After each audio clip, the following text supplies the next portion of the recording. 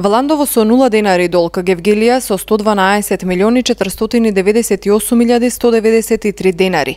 Министерството за финансии неодамна ги објави неплатените обврски на локалните самоуправи заклучно со 31 мај 2017 година. На југоистокот по Гевгелија, која е на врвот на табелата, следува Струмица, Богданци, Василево, Босилово, Ново село, Конче, Дојран, Радовиш, Валандово.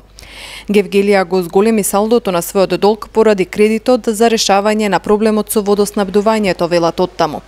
Експертите сметаат дека долговите на општините не секогаш значат нерентабилно или недомајкинско работење. Правилното искористување и можноста за наплата на долгот е важен сегмент во задолжувањето за развој на општината. Она што е многу важно е да се погледа за што се користат долговите, за кои расходи планирани во буџетите на општини се наменети и особено важно да се согледа одржливоста на тие долгови, односно способноста на локалната самоуправа да ги сервисира навремено и во потребниот обем. И клучното прашање е за што се трошат позајмените пари. Доколку истите носат дополнителна вредност и значат директно или индиректно раст на економијата во општината, тогаш истиот е за поздравување. Меѓутоа, доколку истите се користат за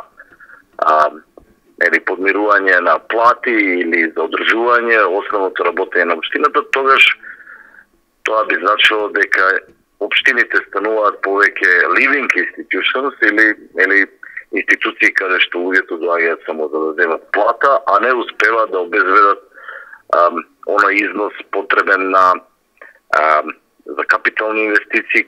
Според професор доктор Ивановски, општините, формирајќи ги локалните буџети, мора да водат сметка на планираните приходи и расходи.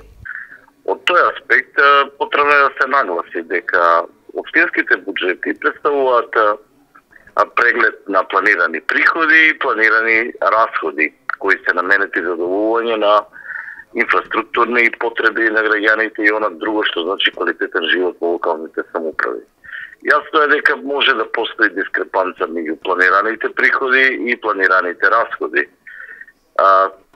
Тука е важно да се внимава на две работи. Колкав е обемот на дефицитот, доколку нормално тие расходи се поголеми, и дали тој дефицит, односно тој процент е во сооднос и во корелација со планираната стапка на раст на економијата во општината и генерално макро растот на националната економија. Второ прашање е квалитетот на долгот, значи каматната стапка, временскиот период и така натаму.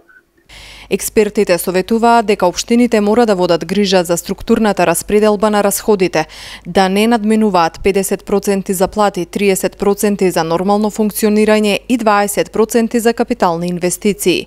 Овој дел може да биде финансиран и со кредитирање, секако доколку локалното буџетско кесе успее навремено да го сервисира.